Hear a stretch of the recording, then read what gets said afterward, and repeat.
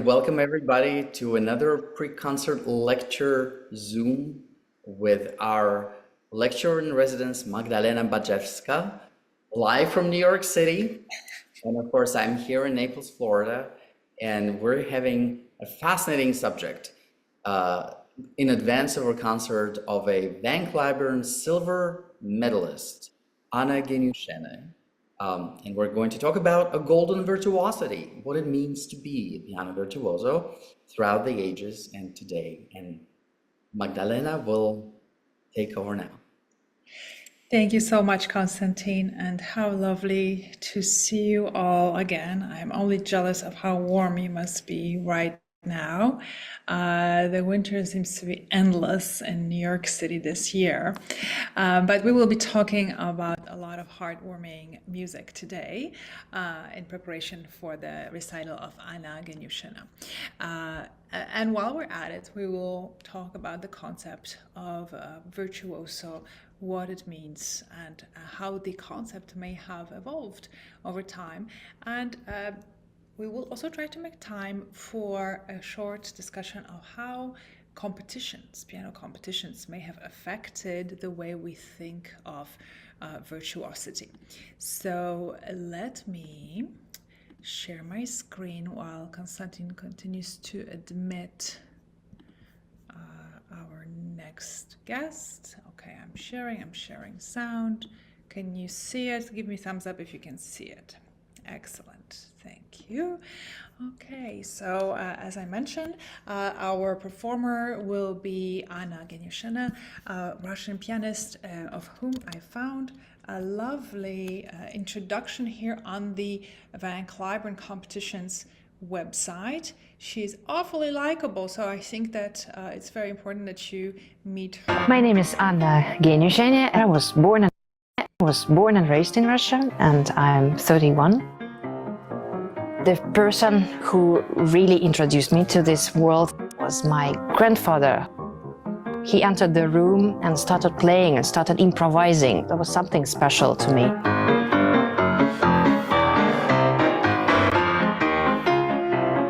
My main inspiration is my family and my family members. I try to not to be like very boring and serious and a piano playing. The most important thing for us musicians is to be as honest and sincere and as fair to the piano music that you are playing as possible.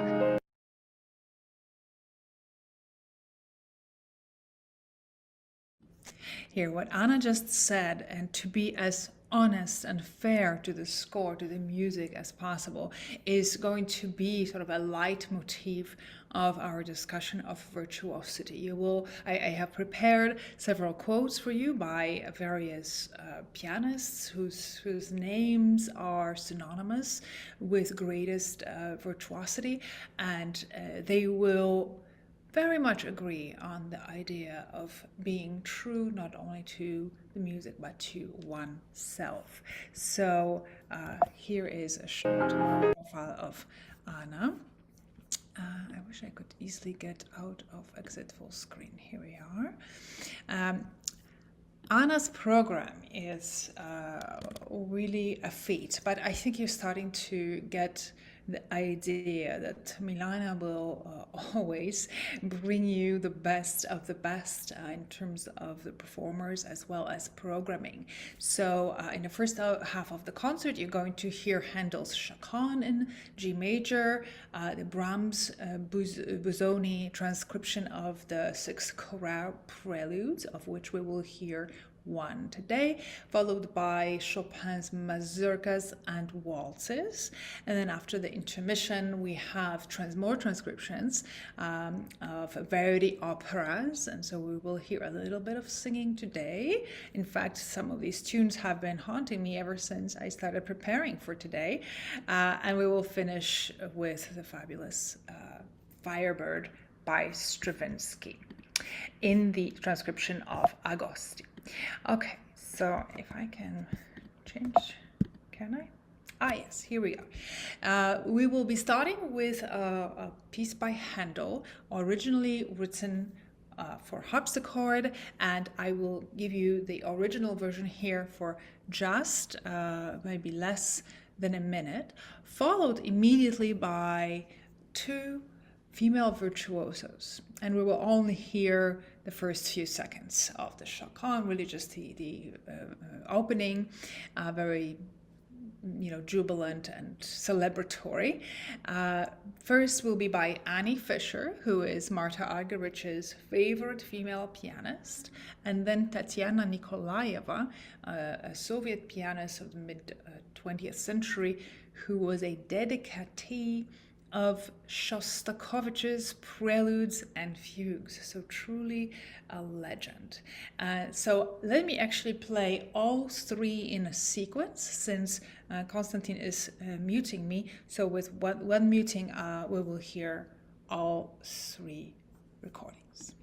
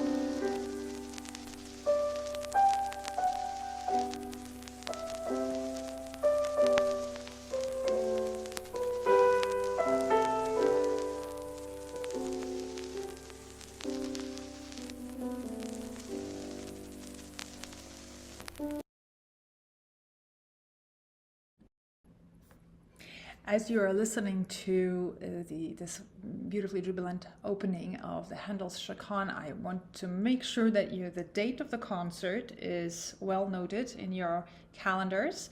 It is February 13th at 7:30 p.m. at the Daniel Pavillion at Artis, Naples. So if you haven't yet marked the date, please do.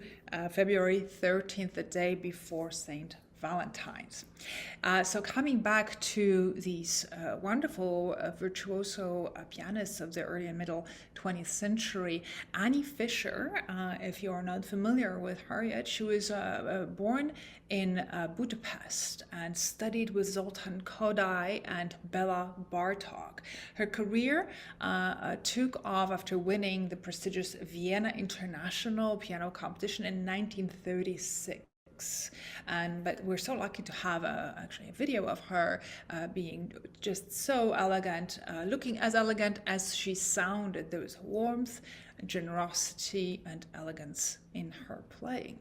As far as Tatiana Nikolaeva, she's also very well known for her Bach interpretations, having won a Bach competition in 1950 in Leipzig.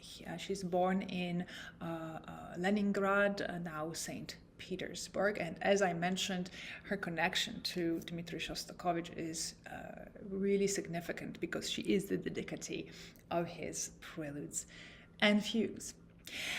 Moving on. No. How can I?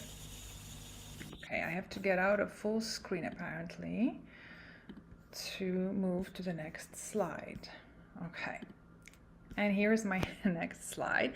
We're weaving into the discussion of the repertoire the idea of the concept of the virtuoso.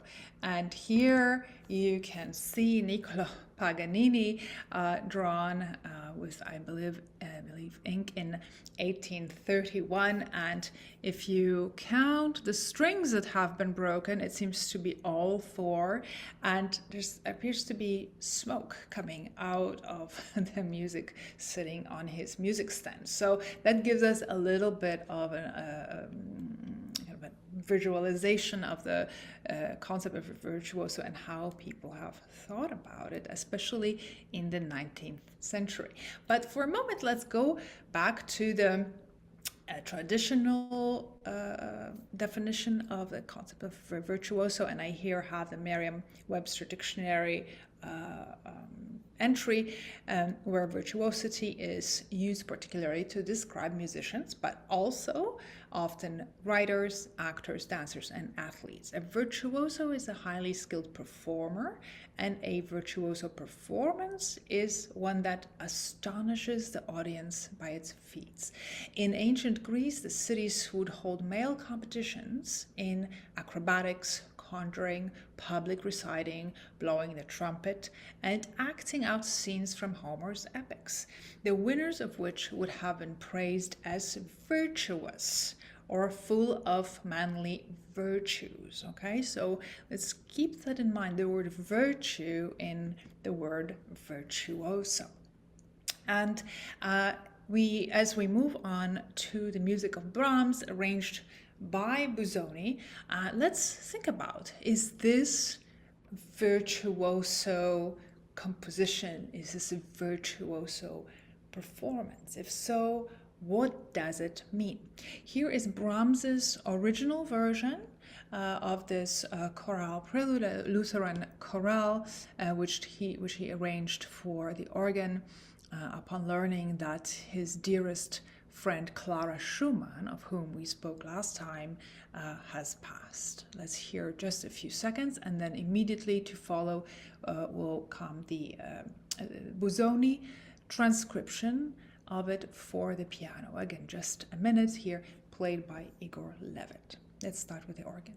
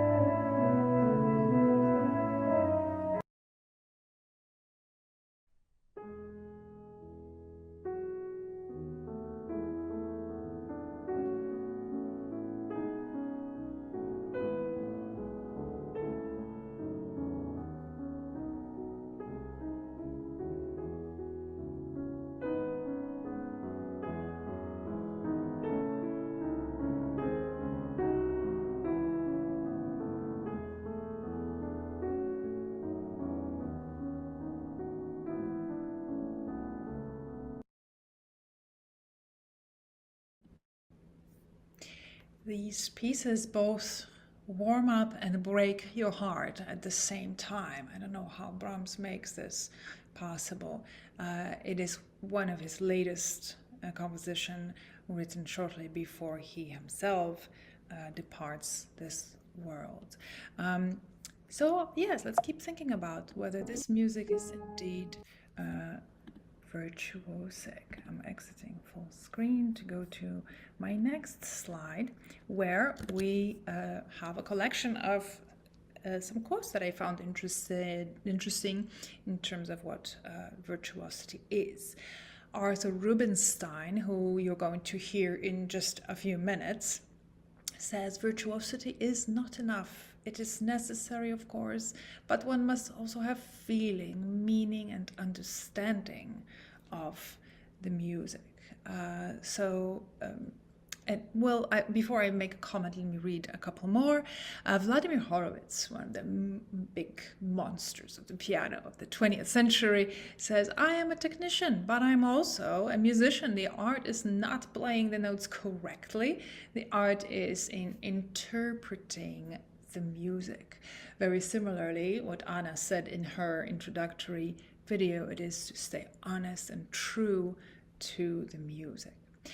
Sviatoslav Richter, whose interpretation you'll also hear in a few seconds, says a virtuoso should make the music sounds as if it were easy. He certainly did just that with his interpretation.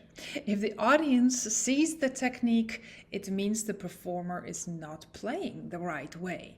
So it is all about sort of the artful concealing of the difficulties, the challenges, the pianistic kind of obstacles in order to make the music speak and communicate with it.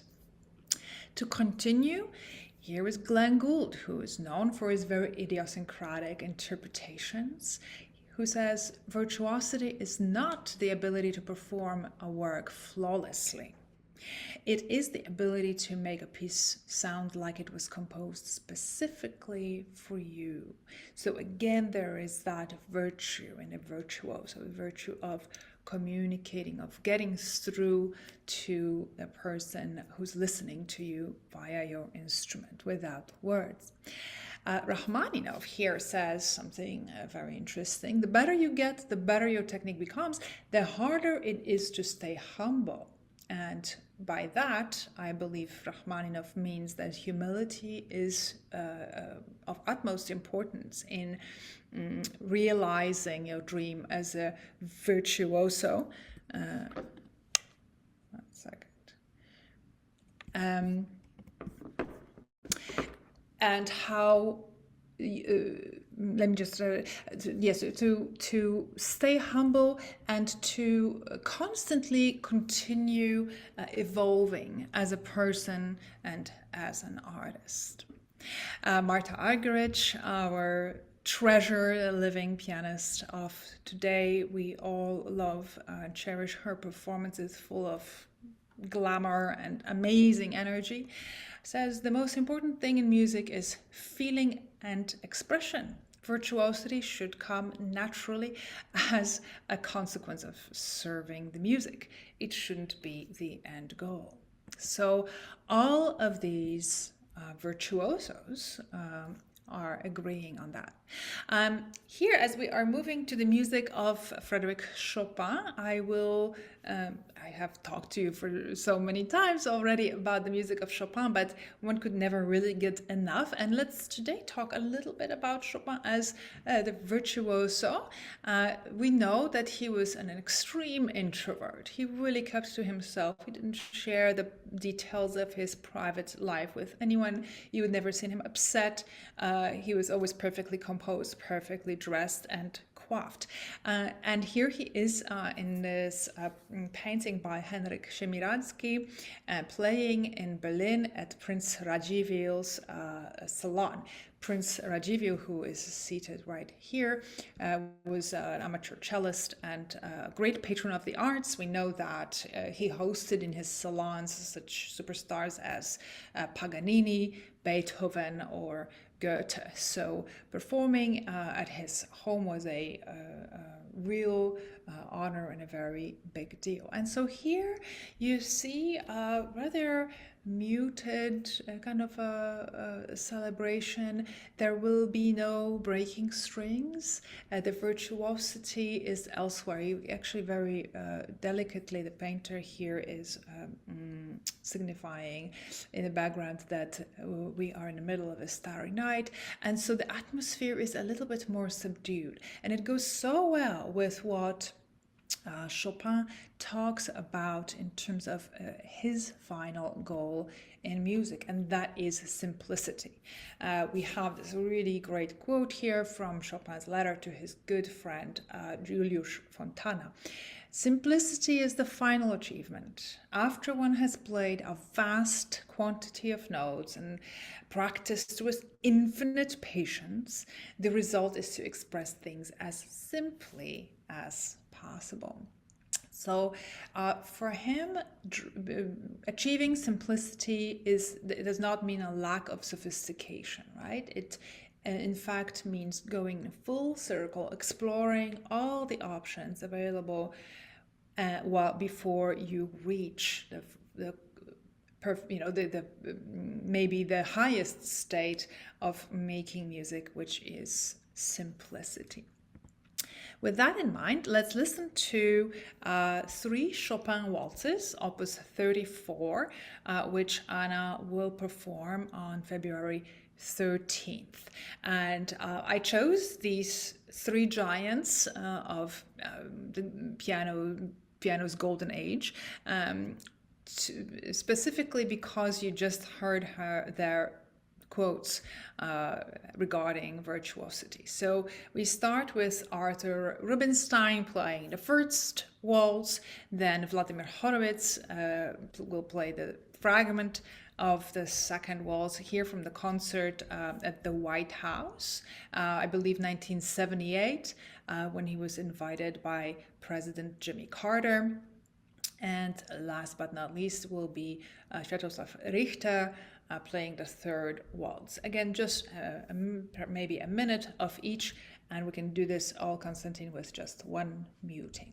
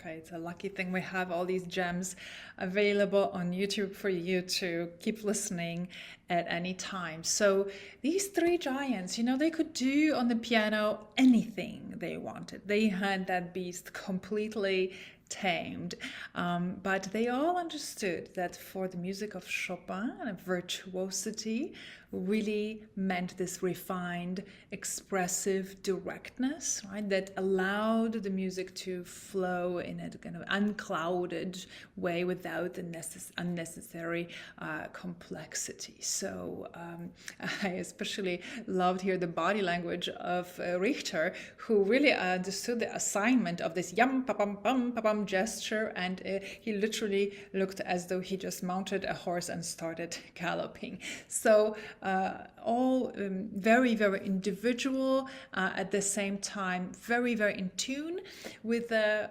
language of Chopin. So Rubinstein, stressing the technique in his quote about how it is necessary, but it is nothing without understanding the music. So he does find the simple, kind of finger playing and being able to play fast and loud completely unnecessary and empty. With Horowitz, who was known for his absolutely incredible technique, and we have videos to prove that he could do anything at the instrument. He always focused on the communication aspect of the music that he made. And then Richter, who basically said, if we can hear your technique, it means that you're not playing right. He's sort of downplaying the importance of the technique in favor of conveying the essence, right, and the inner life of the music. Okay, I'm getting out of full screen because it seems that Zoom has not figured out how to move to the next slide when you have videos. Okay, Franz Liszt. You may be familiar with this image of him literally breaking the piano. And he was known as the piano breaker. At the beginning of the 19th century, the plate of the piano was still made out of wood. And with the kind of repertoire that Liszt was writing, it was apparently not so difficult to break the instruments. And so we know that very often during his recitals, which were often just pure spectacles even, there was a second piano waiting backstage just in case he would break this one. And one can only wonder what that sword is doing here in the foreground. So the repertoire that Liszt is writing is already incredibly different. And, for that we have to thank Beethoven, who, as we know, was friends with a piano maker whom he constantly pushed to improve the instrument, to increase the range, to allow it for greater dynamic differences, right? The piano is really a rather new invention, right? It was invented, introduced in the early 1700s, right? And so composers like Mozart, Haydn, Beethoven are starting to write concerti for the piano where they really allow the instrument to shine. And so Franz Liszt really takes it to the next level. And we know that, before there was Beatlemania, there was a Listomania, and people would faint at these performances. They were incredibly impactful for their virtuosity. But here is another angle to observe when it comes to Liszt's virtuosity. And here he is at the piano. This is a rather famous image. It's in fact on the cover of Charles Rosen's book, The Romantic Generation. And not everybody knows the fact that this painting was actually commissioned by Conrad Graf, who was a piano builder. And so here is Liszt looking either at the bust of Beethoven or into the distance, while his girlfriend Marie Dagout is sitting here on the floor by his side. We see Georges Sand dressed as a man reclining here and smoking a cigar. We see Alexandre Dumas Sr., Victor Hugo, Niccolo Paganini right here, very recognizable face, Gioacchino Rossini. And so very similarly to the image that I showed you of Chopin, kind of fantasizing at the salon of Prince Radziwiłł, this shows a slightly different side to Liszt's virtuosity. And it is this side that you are going to witness with Anna's performances of these transcriptions. So here Liszt is, as his fascination, taking opera. First we hear Miserere from Verdi's opera Il Trovatore, the troubadour, right? So it harkens back to the medieval idea of traveling poets, singers, and it is really something very difficult to describe on the piano, what Liszt is doing here. So you won't hear these big noisy, kind of pyrotechnics, the fireworks of pianism. Instead, you are going to be in the middle of a scene where Lady Leonora, one of the protagonists, here sung by Maria Callas, is keeping vigil outside a castle in which her beloved Manrico is imprisoned. And she is basically singing about how she hopes that he stays sustained by her love and does not give way to despair. From within the castle, you're going to hear a choir of monks singing Miserere, have mercy. So we have the Lady Leonora and then the monks inside the castle, so they're in different physical location, and then you have Manrico himself, who hears her voice and joins from the tower. So he's behind the stage. If you were looking at the operatic version, he is behind the stage singing a duet with her. But so we have technically three different locations, and I will play you a fragment of Maria Callas doing it here on stage, and then Roberto Plano realizing that incredible vision of these multiple sources of sound realized on just one instrument here.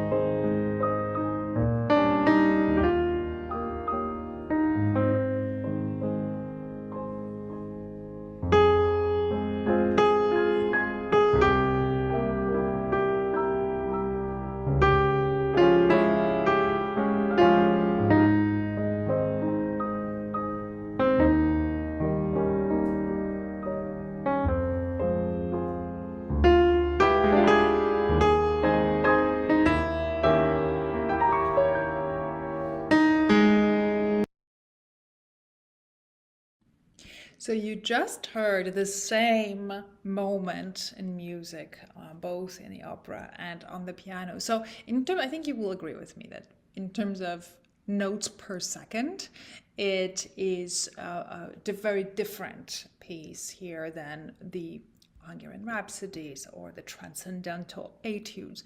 But the wealth of colors that Liszt is suggesting here, the voices both of the monks and our protagonists here, the soprano being portrayed in a higher register of the piano, and then Manrico's voice right in the middle, right in front of the belly button of the pianist, means that if the melody is here, the accompaniment is going to have to be around it, right? So the left hand and the right hand are going to take over the accompaniment on the extremes of the keyboard. So the wealth of these colors, the emotional depth that we are witnessing here is really unmatched. And so, let's continue thinking about this as true virtuosity. And so when you listen to Anna play on February 13th, I'm so glad that you're here, because you will then be able to appreciate it that much more. More opera. You can always trust Verdi to write a great tune, and this one has definitely been haunting me. And I picked maybe the best recording that there is with Luciano Pavarotti here singing Radames in the final scene, final duet of Aida. In fact, Aida is right now playing at the Met in New York. I hope to be able to make it before she's gone. So Aida, for those of you who don't know, is an Ethiopian princess, and Radames is an Egyptian military commander. And here in this scene, which closes the opera, it's this tragic opera, they're both locked in a dark vault of a temple, and they are essentially accepting their terrible fate and bid farewell to earth and all its sorrows. So again, with just one muting, I will play you the same moment musically, where you hear that final duet, and then Anna herself playing live from the Van Cliburn competition, the piano version arranged by Franz Liszt.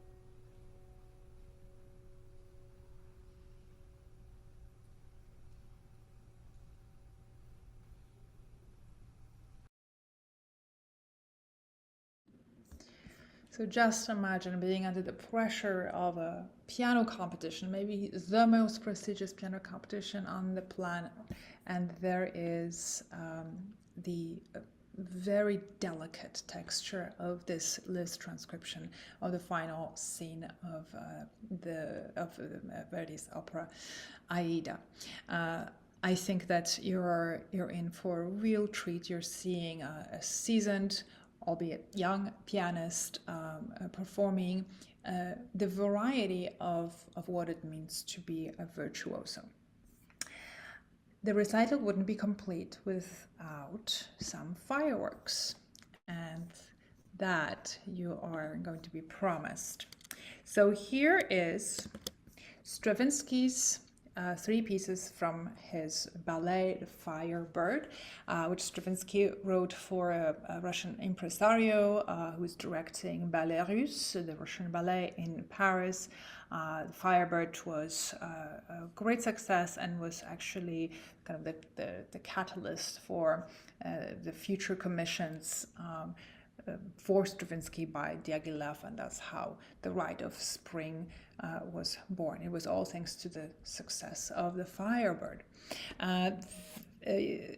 There is a wonderful version by Walt Disney in Fantasia. I don't know how many of you are familiar with it, but I just want to show a short fragment, because the piano suite doesn't encompass the entire music of the ballet. We're just hearing kind of three excerpts, three highlights, right, that were transcribed by Augusti for the pianos.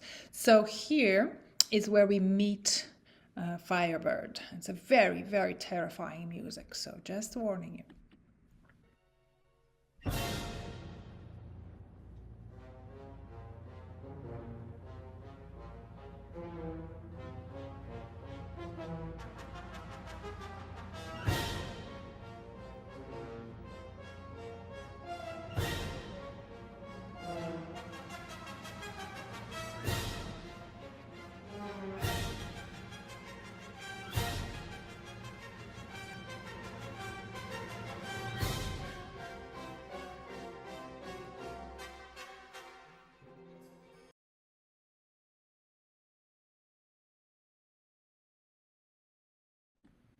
Thank you, Konstantin. So before we hear the piano version, I just want to point out the mastery with which Stravinsky is here accenting certain notes, and they're beautifully here reflected by these eruptions, many eruptions of a volcano here by Walt Disney, because that's how unpredictable they are. You cannot just tap your foot to it and say, oh, that's the next accent that's coming. No. Stravinsky is going to keep surprising and shocking you.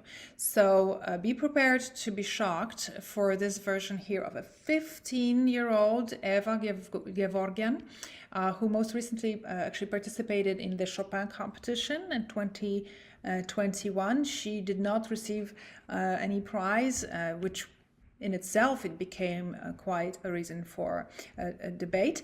But she is having a fabulous career, and just hear her at a tender age of 15 here beginning the Firebird.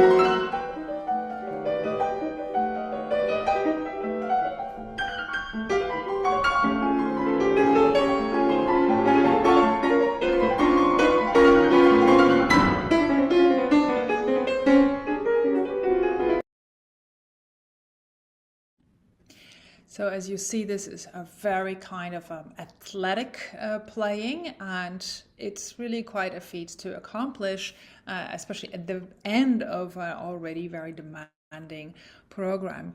And here to leave you with a wonderful feeling of a grand finale, I want to show you what I found here on YouTube, and it is Stravinsky himself conducting the last moments of the Firebird, and I'm already getting goosebumps just anticipating hearing this music. You're going to hear the brass, the trumpets, the trombones just blasting these last chords, and I will specifically not play the piano version for you so that you can save all the excitement for Anna's concert, but just I want you to hear it in the original orchestral version, and then let your imagination go for the piano recital. Let's hear it.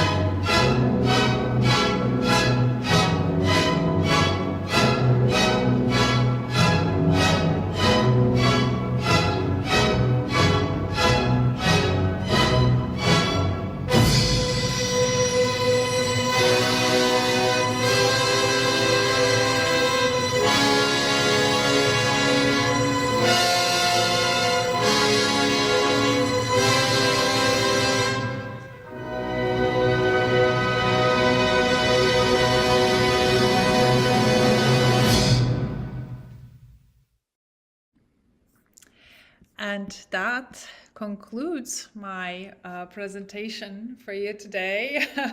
I see the excitement on your faces. I think you're in for a real treat. You always are, but this is a very rare combination of repertoire, and it's not very often played.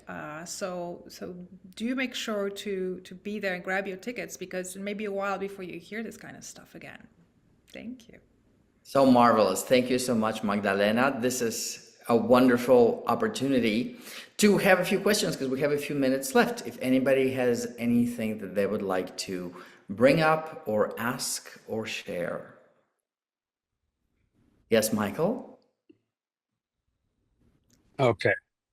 Yeah, I find this virtuosity so much more challenging now, because the violin is basically the same as it was, but the piano has morphed into this Formula One racer, and sometimes, and Trio Bohemo taught me this, that sometimes you got to drive that Formula One like a Model T in order to blend. And so it is so difficult. It's got to be more difficult, is it not? Oh, you are so right about this, Michael. Yeah, and I love what that trio said about the Formula One and the Model T. It's so true. And here you're hearing music that's originally written for the harpsichord, and then for the 19th century instrument. And it's not until Rachmaninoff that the piano becomes what we know today, right? This monster, right? This beast. And so, yes, to be able to adjust to the various sensitivities, aesthetics, and pianistic styles is really a feat, yes. But as any great virtuoso, and that Sviatoslav Richter would tell you, if you make it known to the audience how hard it is, then you fail, right? So what you guys have been lucky to see is this very seamless handling of an instrument by the guests of the Grand Piano Series. Yeah. Absolutely. I like the way that Renee Fleming talks about singing a lighter, music of lighter genre, say not opera, but Broadway or more popular songs. She says that it is like driving a Ferrari in a school zone. Absolutely, yes. And with this music, also, some of these Liszt transcriptions that you're about to hear, right? They put the emphasis on different aspects of playing the piano, right? Not just stamina and being able to play as many notes per second as one can fit in. No, it's different, right? It's the emotional depth. It's the being able to make time disappear, essentially, right? So these are maybe the more complex aspects of being a virtuoso. And what I think what people don't quite always realize is that playing softly well is actually more difficult than playing loud. Yeah. Because you have to project, you have to be heard, and you have to be clear enough to make a point, but still within a kind of a whisper of a sound. It's just less overt. Any other questions or thoughts? Let's see, Christine. Yes, Christine? Please unmute yourself. Oh, hold on a second. I am going to find you and unmute you. I'm asking you to unmute right now. You should get a notification that says unmute. Hi, everyone. Yeah, hi. I just wanted to say, I recently saw the movie on Netflix, Maria Callas. I thought it was awesome. Did you guys like it? I have I not think seen I it yet. watched I it didn't- twice. You did? Oh, I heard that the costumes are to die for. And Well, I think Angelina Jolie killed it.